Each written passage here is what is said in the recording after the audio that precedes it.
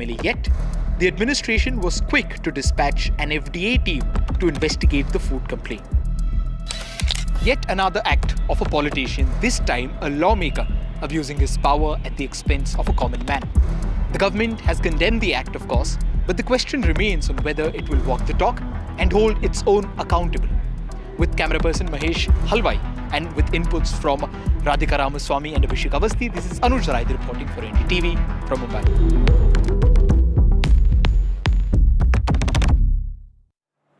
So this shameless MLA thug, whose name is Sanjay Gaikwad of the Shinde Sena, sitting MLA from Buldana in Maharashtra, has punched, kicked, slapped a person in a canteen. No action has been taken against him by his party. No action has been taken against him by the Maharashtra Assembly. No action has been taken against him by the Maharashtra government. And no action has been taken against him by the police. But are there sections and charges that can be slapped on him?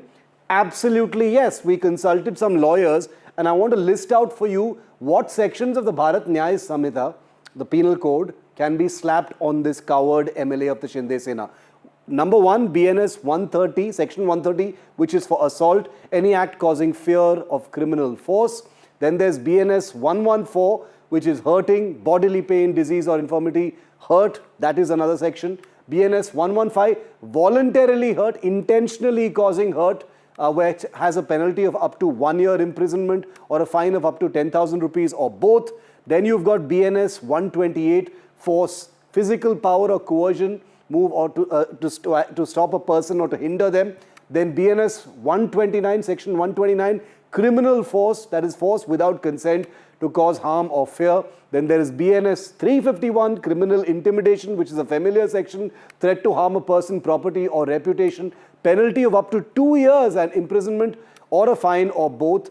All of these are sections that can be slapped on this MLA and not a single thing has happened, not even a police complaint has taken place against this VIP thug who says that he will do it again if given the chance. I spoke today to a member of parliament of the opposite Sena, the Uddhav Sena. Remember, they've got their hands dirty as well in this season of thuggery and violence. But here are the questions I put to him.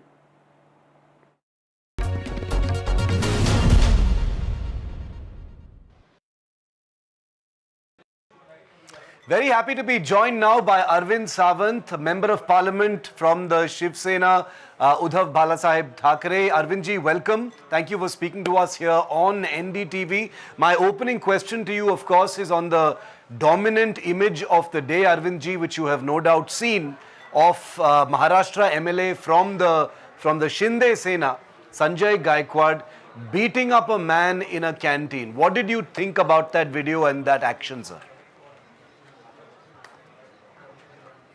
Absolute condemnable, deplorable. I strongly condemn this. What nonsense is going on in Maharashtra? Just because somebody belongs to ruling party can misbehave and just a warning will be issued to him, that's all. What the speaker is doing? What the speaker is doing? He is a custodian. Right now the assembly session is going on. So he is a custodian. And being a custodian, in the MLA's hostel, again he is a custodian. If he beats canteen boy like this, what is that? To what an extent? Yeah. Something wrong happened, it's okay. Then one has got one can understand. The food is not, quality is not good, anything. They are at liberty to complain to so many places. Correct. I can understand scolding also, but not beating. What action should be taken, Arvindji? What action can be taken? You are a politician. This is not the first time. Tell me what action can be taken against him. You know it. 1 minute. This is the man, you know it. He is being given a bodyguard. Yeah. A protection is given. And that protection policeman was polishing his shoes. He is the same man. Just because he is in ruling party, anything can be done. This is what is going on in Maharashtra. Horrible. Arvindji, you may have seen that the powerful persons in the ruling party in the Sarkar in Maharashtra, both the Chief Minister, the Deputy Chief Minister, have both condemned this incident. They have said all the right things. They have said this is condemnable. They have used the same words as you. Now I want to know what action can be taken. There are many sections also that can be applied against this MLA. What action should be taken? He can be suspended, sir. But what action can be taken? He should be suspended. Apart from suspension, sir. Legal action. First thing, FIR should be lodged against him. First thing, FIR should be lodged against him. And that too by the police, Shiv without asking someone to complain. Yeah. Because the video clip is available with you right now. And secondly, the speaker should action to suspend him for misbehavior. Yeah. Somebody just raises a voice in the assembly, speaker suspends him. And then this is the thing which is some MLA is doing. Speaker ignores it. This is a judicious decision of the speaker. But they condemn, yeah. But then do you remove his protection? Then what? It is not the first time, sir. This is not the first time. I know that. I know that. I won't say gentleman. This is not the first time. Number of incidences have taken place. Yeah. He uses abusive language. But Arvindji, this has become very common in Maharashtra. It looks like powerful people from all parties are taking law into their own hands.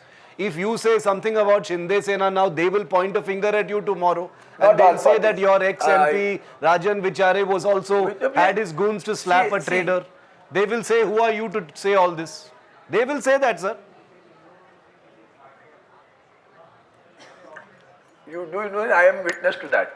It is not Rajan Vichare who slapped him.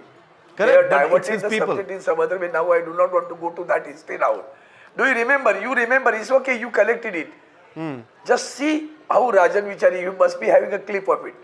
How Mr. Rajan Vichare has behaved and how this man has behaved. No, I'm not comparing, sir. I'm just saying that in the middle of all this politics in Maharashtra, no action will be taken against the actual initially I said, I can understand scolding. I can understand scolding. What Rajan Vichare said, just eat it. Whatever you are serving us, eat it. That he did not assault. Rajan Vichare did not assault. He said, eat it what you are serving to us. There is a difference. What about the way he is assaulted by the MLA?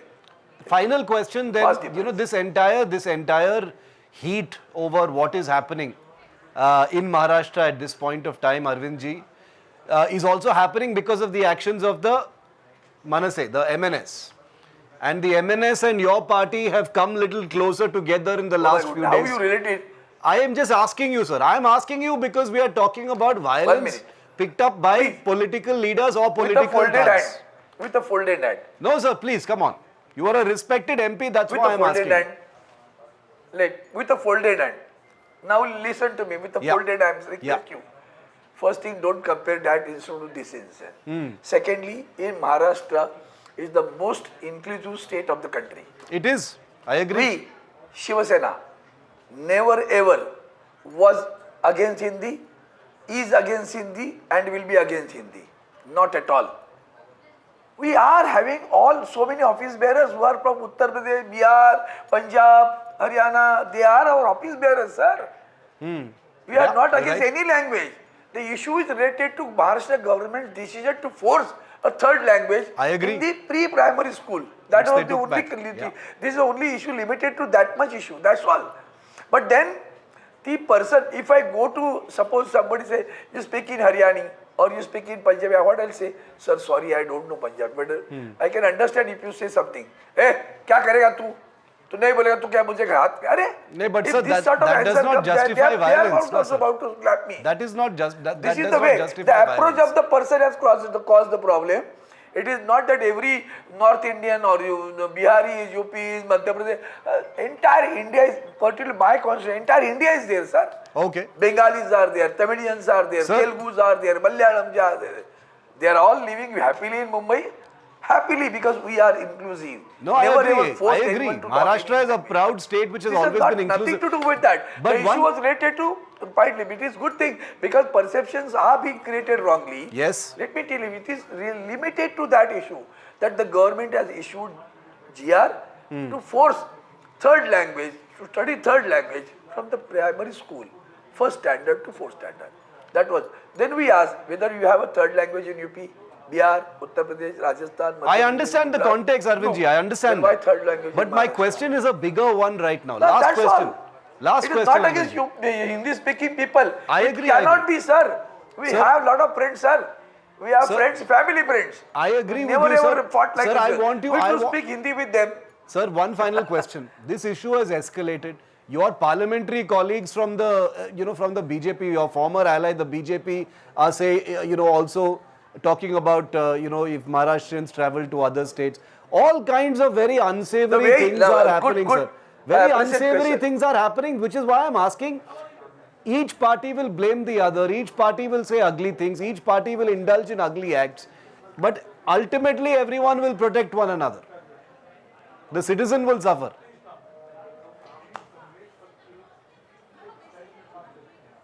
Sir, I just now said that Mumbai is entire India. Yeah. Inclusive. Yes. But the respect to the local language has to be maintained. That's all. Nothing else. Most inclusive state in the country, sir. Most inclusive state. You show me a single state. Sir, but it cannot be that you have to respect the language. Can they dare to say in Karnataka? That is the impression going to people, sir. You as a respected MP never should ever, send sir. out This that is message. again. I'm with a folder. Don't create this perception, I'm sir. not creating it, sir. नहीं. I said नहीं हुआ, sir. ऐसे कभी नहीं हुआ. Sir, लोग मार खा रहे हैं, sir. इसलिए मैं आपसे Don't yield. Don't yield, sir. It is not that. Don't yield. Please don't yield, sir. Okay. Please don't yield. It has never. I said just now. We were, we are, and we will never be against Hindi. Okay. Don't get the wrong impression. Okay. It is No, the we Maharashtra will, government, sir. Now that gentleman, the MP, the member of parliament of the ruling party, the way he has spoken, do you know it? Can you appreciate that? Absolutely it's the condemnable, most sir. I deplorable will and say this here. condemnable statement. Yes, I agree. I agree, sir. And the man who has got a bogus certificate, bogus issues, and now so many issues are coming about him. So with the language which he has used, have you ever seen any member of parliament from Shiv Sena, Uddhav Sahib Thackeray party, has ever, I say, spoken this language? Okay. To any state million, any person of the Arvindji, I appreciate your time and your words, sir. I appreciate your time and your words on being inclusive. Thank you. On the politics of what is happening. Hopefully things will be better, but thank you for taking my questions. Arvind Sawant of the Shiv Sena UBT. Thank you for speaking to us. Well, we've heard enough from the politicians, haven't we? We've spent the entire day watching this ugly video of MLA Sanjay Gaikwad of the Shinde Sena punching, kicking, slapping, abusing a canteen staffer in Mumbai. You've heard from the powers that be in Maharashtra. You've heard from MPs, MLAs, including on this show where we've taken them on full frontal. On tonight's show, the MNS refused to join. The Shinde Sena refused to join. They don't want to face my questions tonight for obvious reasons. You can see what their people have been indulging in. I'm not surprised. But I want to take a break from the netas. And I know you're a little tired of them as well on this story. And that's the reason why I want to show you a slightly different perspective. Just take a look at this tweet on your screen, viewer, tonight. This is a tweet by someone called Advocate Praveen Kumar Teotia. As you can see, he is no ordinary man. He is a former soldier. He, in fact, is a special forces man, a commando from the Marine Commandos of the Indian Navy. And he is a hero from the 26/11 terror attack. He saved over 180 people.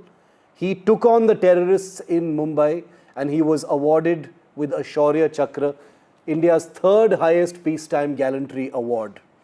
Well, Praveen ji is someone with strong views. He has built his life. He has made many achievements and he has skin in the game when it comes to Mumbai and what that city stands for and its resilience. And that's why, look at this tweet. Just look at this tweet after NDTV's reports on what was happening via the MNS thugs in Mumbai. Here's what he said. I saved Mumbai on 26/11. I bleed for Maharashtra. I am from Uttar Pradesh. I am from Uttar Pradesh, he says. I saved the Taj Hotel. Where were Raj Thakaray's so-called warriors? Don't divide the nation. Smiles don't require any language. And I'm very, very privileged tonight not to have another Neta on the show, but to have Shaurya Chakra, Praveen Teotia himself, right here with me in the NDTV studio. Namaskar Praveen ji. Thank you. आपका service के लिए धन्यवाद। आप एक hero हैं, आप एक योद्धा हैं। 26/11 में आपने इतना शानदार काम किया। आप शौर्य चक्र अवॉर्डी भी हैं।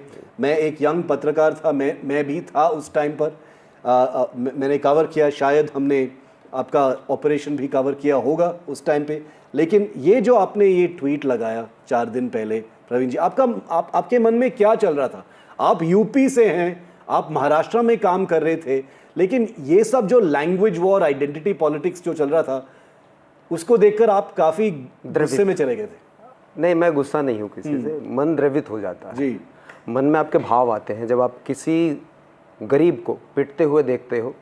और उस मुंबई में, जिस मुंबई को हमने अपनी धरोहर समझा है, इकोनॉमिक कैपिटल है, उस मुंबई में हमने अपना खून बहाया, उस मुंबई की हमने सेवा की जी। और कुछ ऐसे लोग जो तुच्छ राजनीति करते हैं सिर्फ अपने वोट बैंक के लिए, वो लोग उनको पिटवा रहे हैं। तो दोनों के बीच में जो डिफ्रेंशिएट हो रहा है, डिस्क्रिमिनेशन हो रहा है, उसको लेकर मेरा मन द्रवित हुआ। क्योंकि मैं 2008 में भी मुंबई में ही था और जो MNS के जो कार्यकर्ता थे, उन्होंने उस समय पर भी इसी तरह के प्रोग्राम किए थे।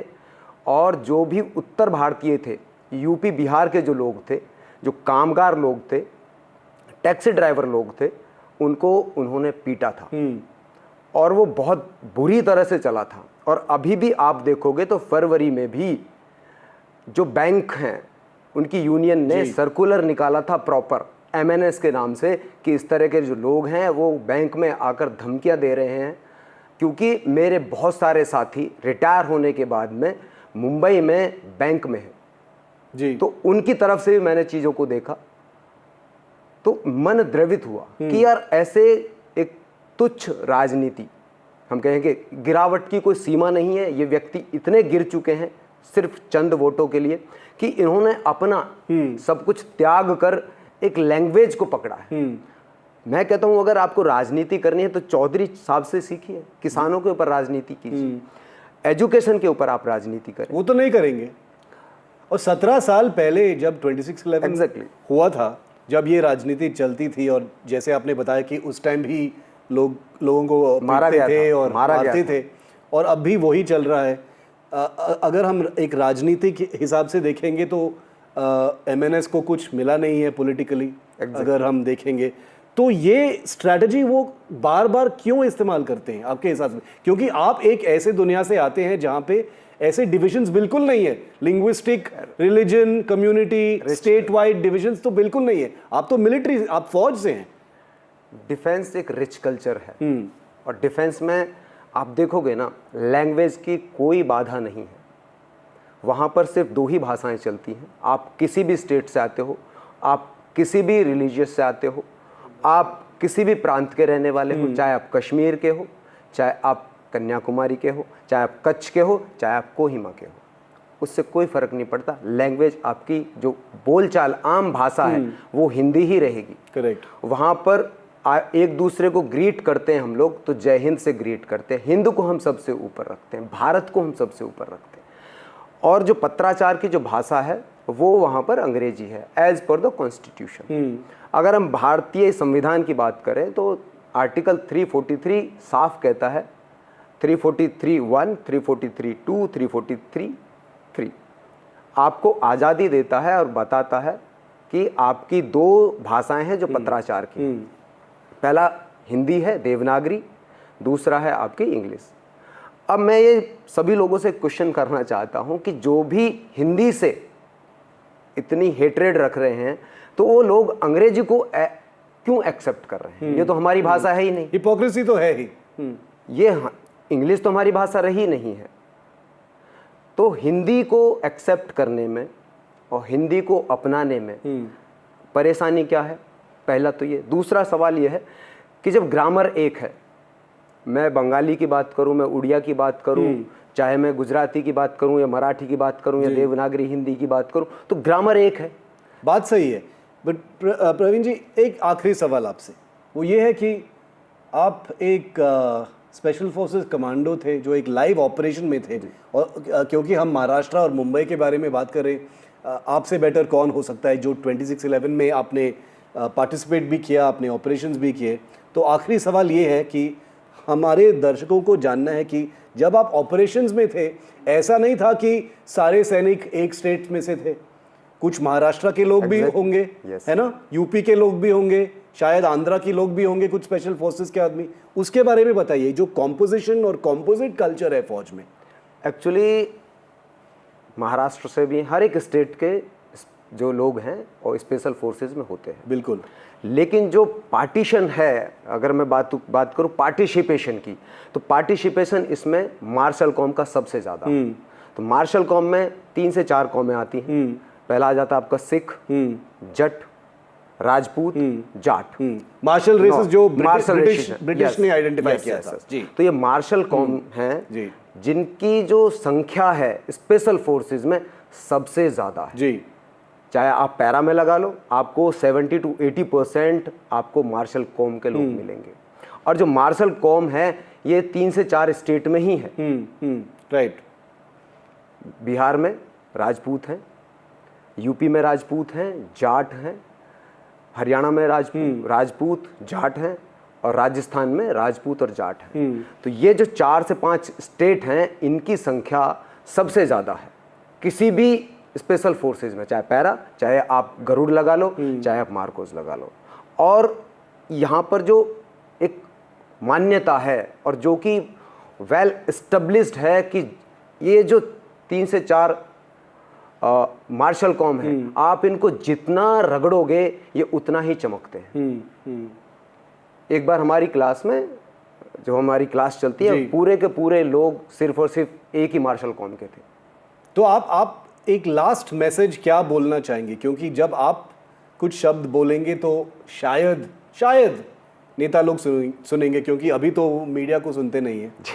आप एक योद्धा हैं जो 26/11 में थे, तो अगर आप देवेंद्र फडणवीस या उद्धव ठाकरे या राज ठाकरे को कुछ बोल सकते हैं आज, तो क्या बोलेंगे आप? मैं पूरे देश को बोलना चाहूँगा कि भाषा के आधार पर लोगों को ना बांटे, और इस देश में सिर्फ एक ही भाषा का जो प्रयोग है वो सबसे ज़्यादा होना चाहिए। स्टेट की लैंग्वेज है, मदर टंग है, वो आप रखिए, उसके ऊपर किसी को कोई दिक्कत नहीं है। हमें गर्व होता है हर एक लैंग्वेज के ऊपर, लेकिन लैंग्वेज के आधार पर राजनीति को बंद करके डेवलपमेंट की हम लोग बात करें, डेवलपमेंट के ऊपर हम लोग पॉलिटिक्स करें, तो वो ज़्यादा होगी। प्लस गरीबों के उत्थान के लिए, मजदूर के उत्थान के लिए हम बात करें, एजुकेशन के ऊपर बात कर लें, तो उससे हमारे समाज का उत्थान होगा। प्लस एक और भी चीज़ मैं लास्ट में कहना चाहूँगा कि 2047 का जो हमारे यशस्वी प्रधानमंत्री जी ने जो सपना देखा है समृद्ध भारत का, विकसित भारत का, वो तभी हो पाएगा जब हम लोग एक साथ मिलकर चलेंगे, एक भाषा होकर चलेंगे। और कहते हैं ना हम लोग, हिंदी है हम, वतन है हिंदुस्तान हमारा। Praveen Teotia, thank you very much for your service once again and for being with us here on India Matters. The views of a warrior on NDTV have to be taken very, very seriously. And that's the reason why we will continue to reflect non-Neta voices in a story that is full of Netas. We're taking a very quick break here. On the other side, tragedy hits the Indian Air Force as a Jaguar fighter bomber crashed today, killing both its pilots. We'll tell you everything you need to know about it on the other side.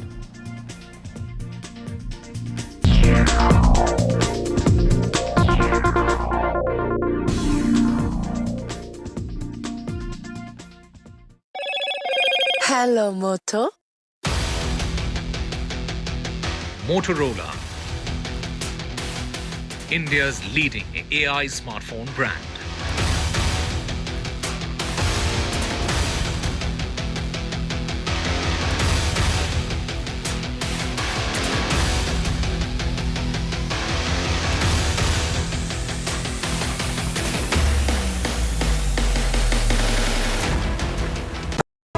Finestra Windows, beautiful and durable designs. Installation से maintenance की lifelong customer service. आपके घर में फिनेस्ट्रा नहीं है तो call कीजिए Finer Finesta. Gold plus optimistic reflective glass लगाओ, धूप की गर्मी को दूर भगाओ और बिजली का बिल भी बचाओ। Finesta windows, beautiful and durable designs, installation से मेंटेनेंस की लाइफ लॉन्ग कस्टमर सर्विस। आपके घर में फिनेस्टा नहीं है तो कॉल कीजिए। Finer Finesta. कहना इस दीवार पे इतने इश्तहार चिपके हैं कि कोई दरार नजर नहीं आती। मैं उन लोगों में से जो कहता हूँ सारे इश्तहार फाड़ के फेंको, पहले दरार को एड्रेस करो। ये दरार इसलिए क्योंकि कुछ लेफ्ट कुछ राइट, पर हम उन मुद्दों में आपके साथ जिनसे आपकी फाइट है। डिजिटल से देश समझा, अब टीवी पर समाधान लाना है। आइए मेरे साथ खबरों की कचहरी में सिर्फ NDTV पर। Finesta windows, beautiful and durable designs, installation से मेंटेनेंस की लाइफ लॉन्ग कस्टमर सर्विस। आपके घर में फिनेस्टा नहीं है तो कॉल कीजिए। Finer Finesta.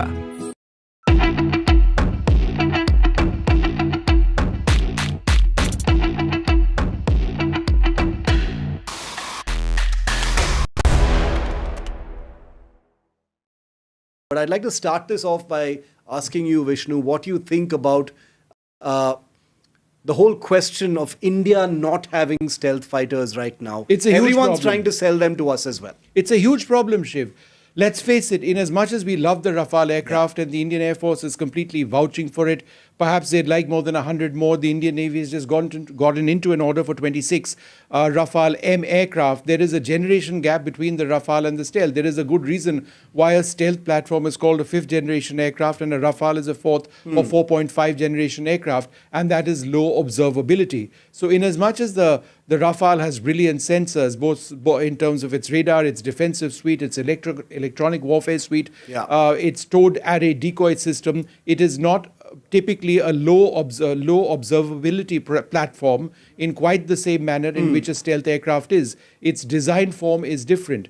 And therefore, if Pakistan does have low observable aircraft, which would be the J-35, in fact, the first ones might even start entering service or coming into the PAF ahead of entering service at some time this year, then India is in trouble. So Why? this year? Wow. Yeah. Okay. The first could actually start coming in this year. They're really pushing for it.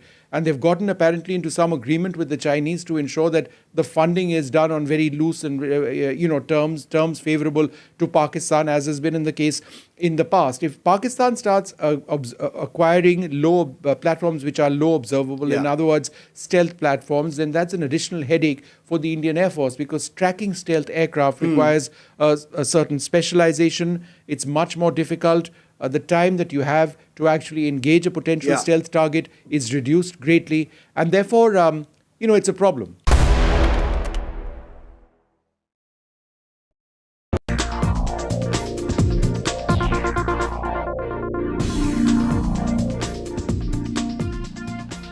Another Indian Air Force Jaguar fighter jet crash. The third this year. 2 brave pilots dead. And yet again, the flaming wreckage isn't just an accident, but a screaming indictment of the state of India's air power. This is an ironic statement to make because remember, this is the same Indian Air Force that just executed the most precise, punishing non-war mission in India's history, Operation Sindoor, crippling Pakistan's military nerve with air power alone. But beneath that thunderous display of air power might, just 2 months ago on this day, is a truth we'd rather ignore, and it is writ large in accidents of this kind. This Air Force is stretched, stressed, and still flying fighters from a bygone era. The Jaguar is a case in point. India is now the only Air Force in the world still flying this vintage Anglo-French aircraft. Over 100 remain in service. That's a huge number. Most are over 3 decades old. An engine upgrade was shelved, avionics have been modernized, sure, but you can only do so much with an airframe from the 1970s. I repeat, today's crash is the 3rd Jaguar lost just this year. 3 crashes, 3 pilots gone, and the Air Force Chief himself, while mourning and grieving for his men, has been vocal, almost desperate, about delays in more modern fighters joining his fleet. 83 improved Tejas Mark 1A fighters, which were supposed to be India's pride, are already over 15 months late. Can you believe it? Not a single one has yet been delivered. So even as India sharpens its sword for threats from Pakistan and China, it is forced to keep swinging with rusting blades. What else do I call Jaguars and MiG-21s? Jets that should be in museums that are still expected to protect 1.4 billion people. Politics still delays procurements and manufacture. Today's loss is deeply tragic for two families and the Air Force. But it's also a line in the sand, because if we don't draw it now, the next generation of pilots could be flying into the same fate.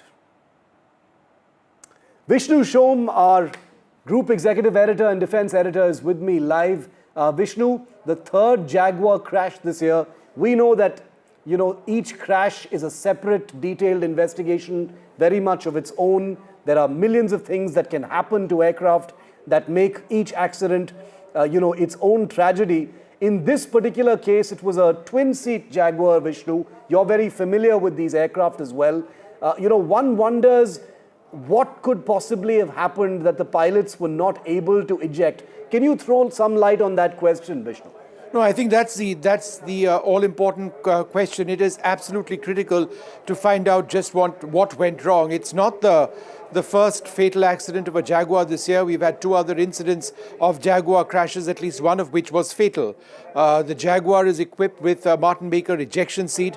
It's a very reliable system. The fact that none of the pilots were able to get out of the aircraft is something which is very, very sad. And what is unclear at this juncture is whether they did eject and perished post that, or whether they were unable to eject at all.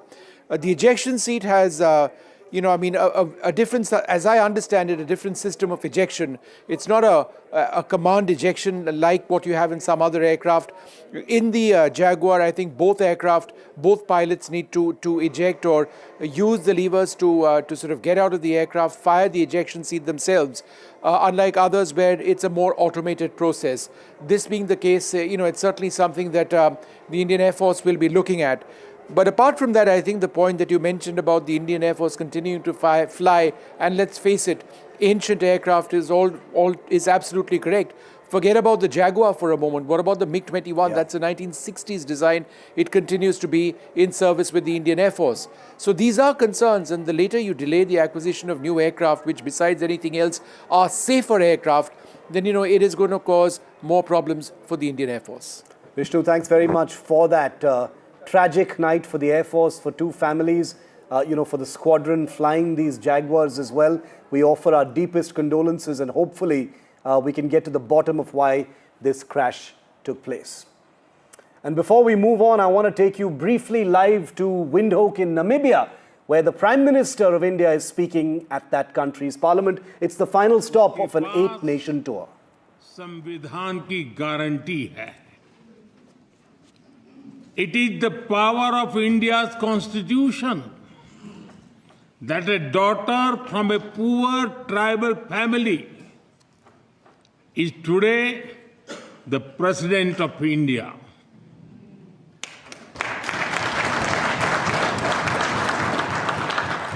It is this very constitution that gave someone like me the chance to become Prime Minister.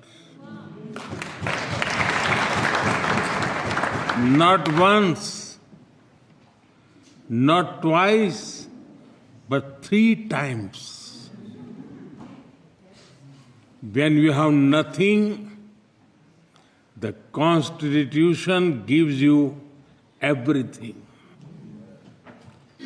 Distinguished members, as I stand in this august house, I pay tribute to the first president and founding father of Namibia, President Sam Nujoma, who passed away earlier this year.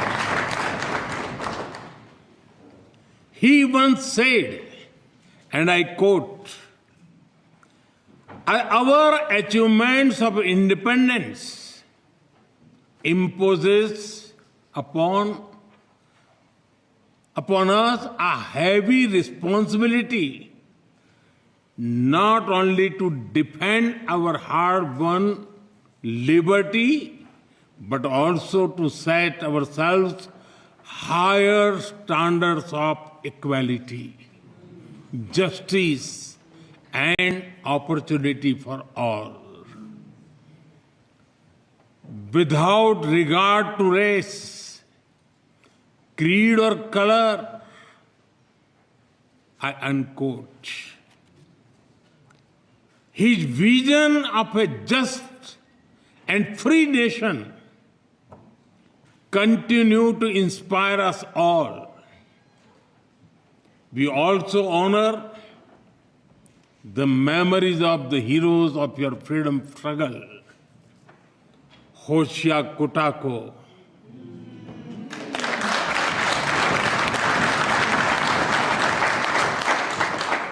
Hendrik Witbooi,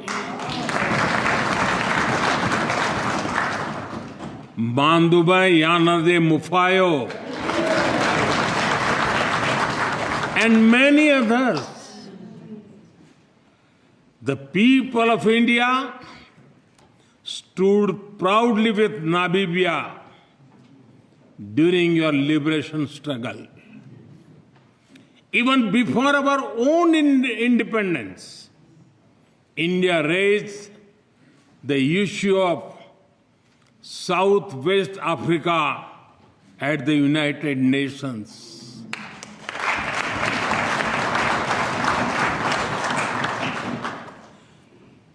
We supported SWAPO in your quest for freedom. In fact, New Delhi hosted their first ever diplomatic office abroad.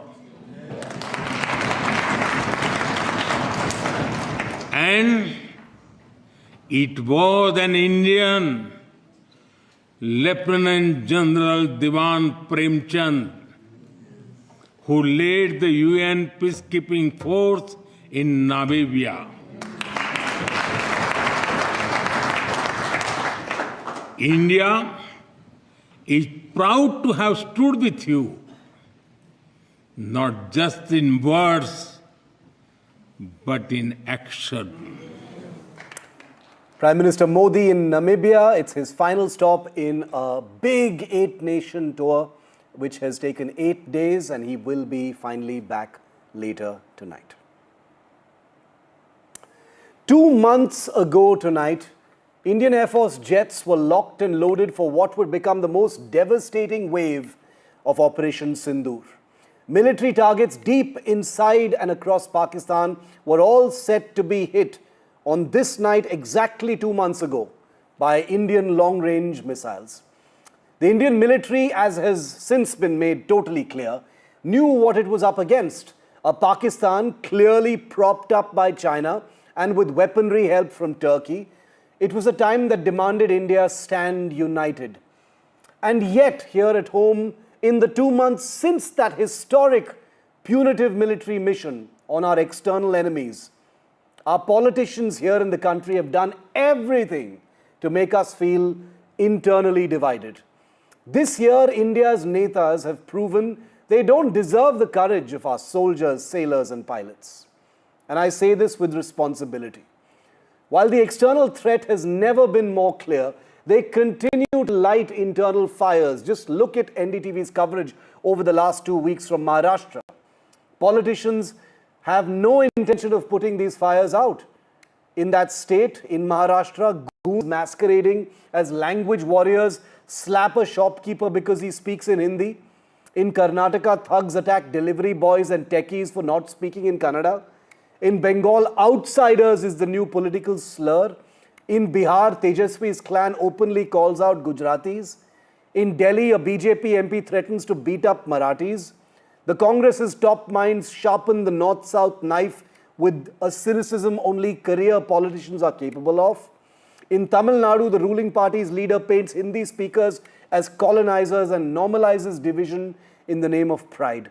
It's a never-ending circus of hate, divisions and hypocrisy for politics, of fighting for states but not for the nation. And through it all, I like to think our military watches a little bemused and perhaps a little sad as well. They don't get to pick who they protect. Whether it's a cowardly Shinde Sena MLA who punches a canteen boy, or a Sena thug who kicks a migrant, or a BJP strongman who sends goons to beat up a corporator, or a Congress minister who bashes up a highway official. They are all under the protection of the same uniformed men and women they have zero respect for. Think of the sailor in a submarine who won't see the sun for weeks. The pilots in a Jaguar who perished in training today, training to defend this country, and MLAs like that thug in Mumbai. The soldier manning a post in Siachen with frostbitten fingers and a rifle on standby. Not one of them will ever ask who speaks what language, who prays to what God, or who belongs where. Their job is to protect. They don't choose who they protect. And they do it for all of us. They cannot discriminate.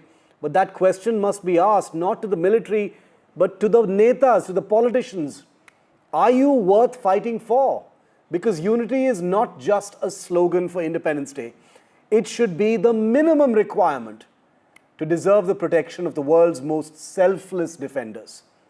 We've just fought a near war with Pakistan, remember that. We have a warlike standoff with China, with weaponized Islamabad, and sees nothing but to damage and contain India's rise. We are neighbored by Bangladesh, a nation we birthed, but that has now lost its way in a blind churn of fundamentalist strife. There hasn't been a year, perhaps, when we ought to be more united, talking less about the languages that divide us rather than the nationhood that unites us. And this year, India's netas have failed that test most miserably. General Ved Prakash Malik, former Chief of the Army Staff, one of our most respected veterans, is with me live, and I invited him because I know he has thoughts about national issues that go beyond the military. General Malik, you know, this year, Operation Sindoor, when two countries came so close to war, we know what our external threats are. And here is our political landscape busy with our interstate divisions, language battles, community issues, and our fault lines on the inside, sir. What is your perspective on this?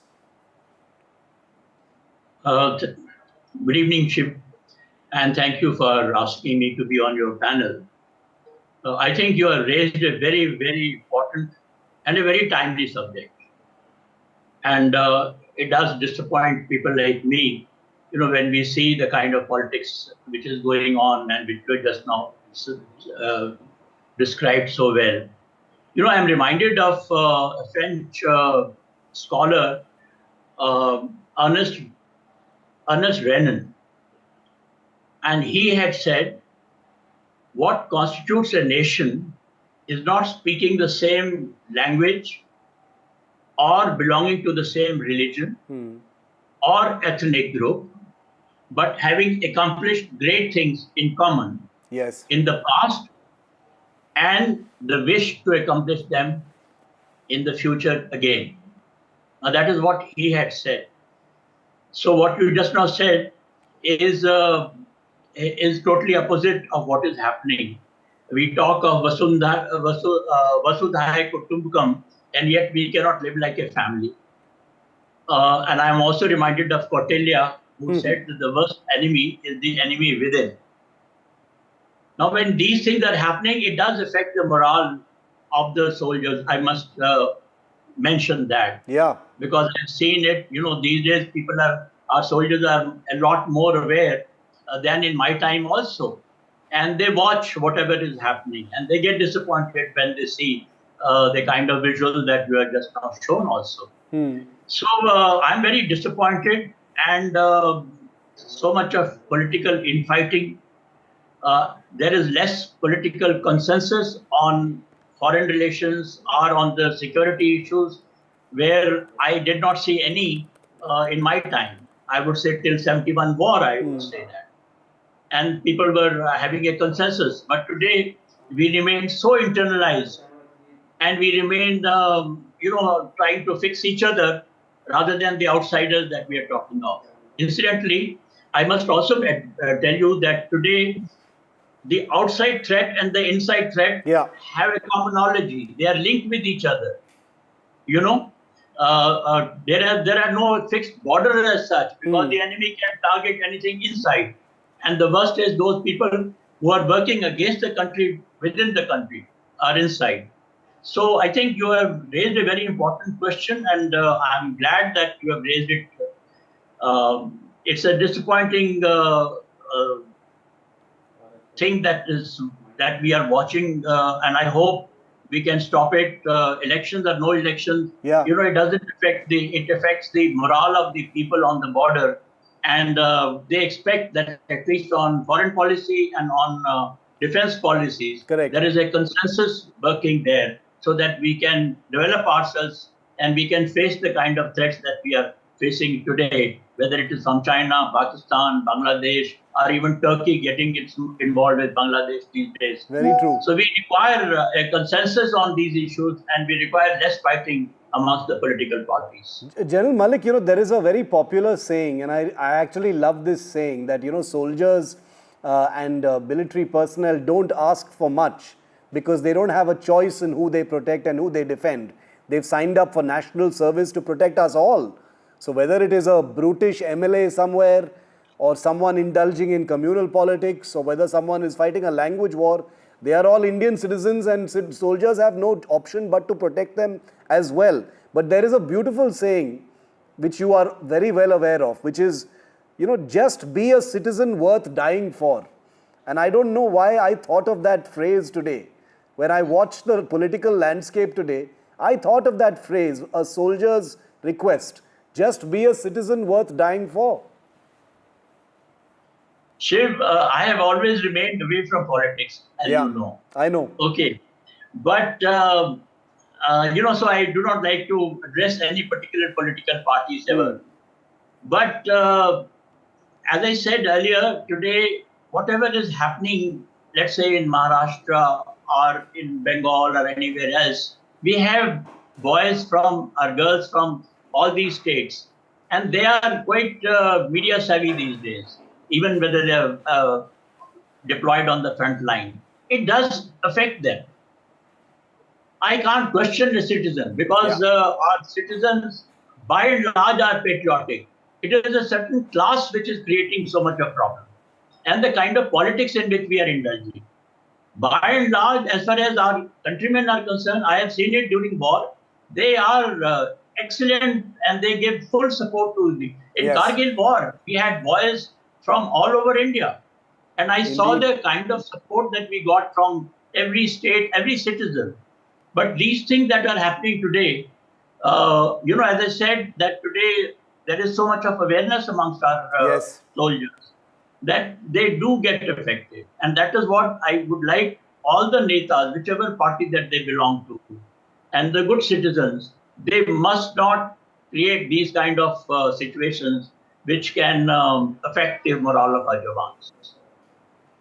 General Malik, those are very, very valuable words. And I really am grateful that it comes from someone like you. You are a wartime general, someone with very, very strong views about such things. And I know you don't like talking about politics, but that's specifically the reason why I invited you, because I knew you would have something very valuable to share tonight. And so I thank you once again for this brief conversation, which I hope will be viewed by millions, because it is so meaningful to netas, to the forge, and to our citizenry who must hear these words and understand where we stand today. Thank you, General, for being with me. Thank you, Shiv. Thank you. And remember that the politics over language will continue.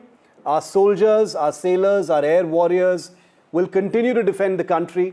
But what you've just heard from a former Chief of the Army Staff, one who led the army in one of its big victories in the Kargil War in 1999, has just said that soldiers, sailors and air warriors, many of them very, very young, have mobile phones, they've got TVs, they've got laptops, they watch the news, they keep in touch They are in tune with what's happening in the politics of this country. So imagine what they feel and be a citizen worth dying for. Thanks for watching India Matters. Hello everyone, you're watching The Last Word and I'm Maria Shakil. First up on the show will be a shocking bridge collapse in Gujarat's Vadodara, which has claimed 13 lives. Where is the accountability is the question that I ask on the show tonight. Next up will be the battle for Bihar, which has now hit the streets of Patna and across the state, where the India bloc's parties actually held protest over the voter list revision. Is the exercise legitimate or is it hurried? And what is the Election Commission of India saying? We'll get an answer to that in just a bit.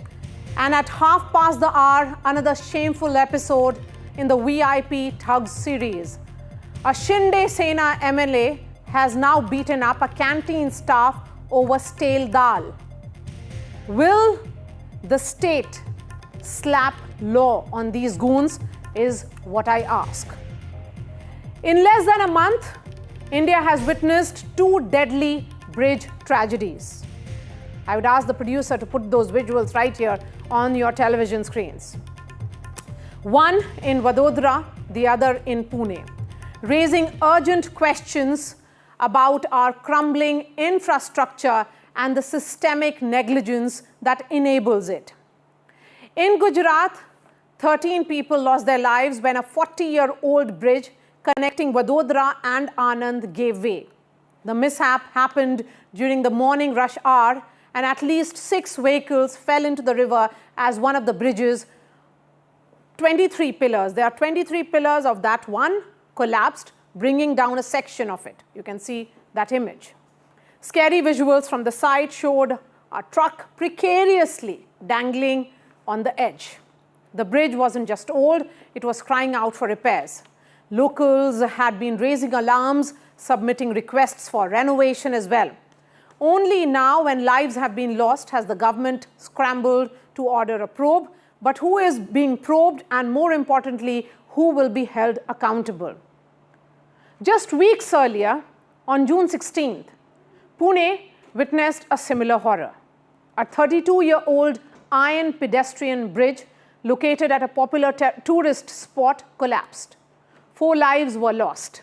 That bridge too had been officially declared unsafe, and yet tourists were allowed to crowd it. Why?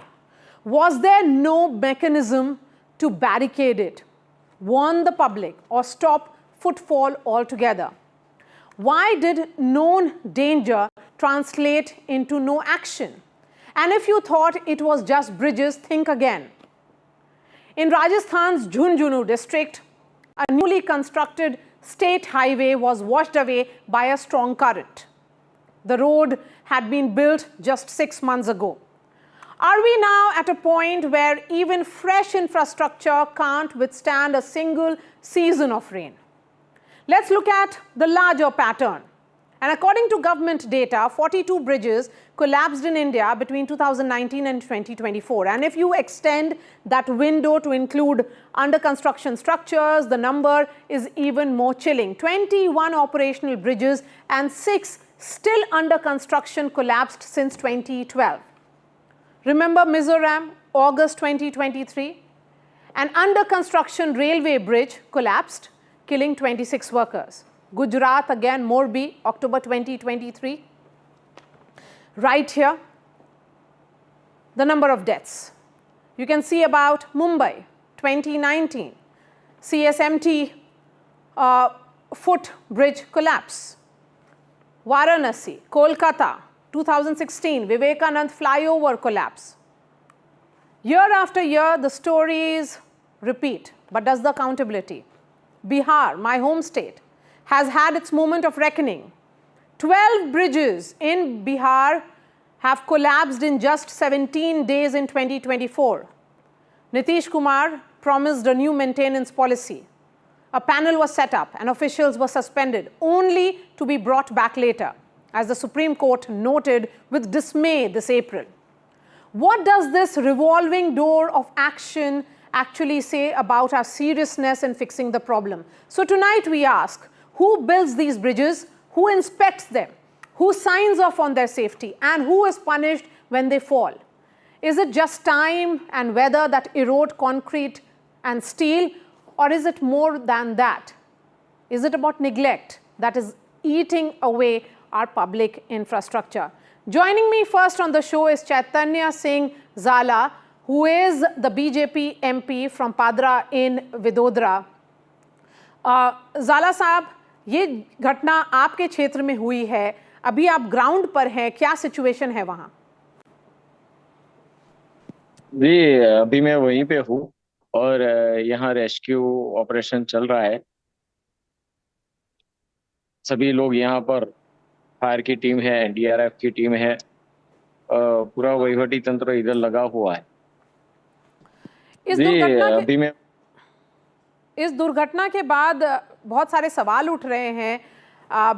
Bridge जो गिरी है तो inquiry का matter है, लेकिन आप वहां पर अभी लोकेशन पे मौजूद हैं, आपके हिसाब से कौन जिम्मेदार है? जी, अभी तो ये ब्रिज नया मंजूर भी हो गया था और उसकी टेंडर की प्रोसीजर सब चल रहा था और अभी तो इंक्वायरी होगी। इंक्वायरी के बाद ही जो भी जिम्मेवार है उसके खिलाफ कार्रवाई की जाएगी। ये ब्रिज कितना पुराना था? ये भी कहा जा रहा है कि 1986 में शायद ये बनाया गया था।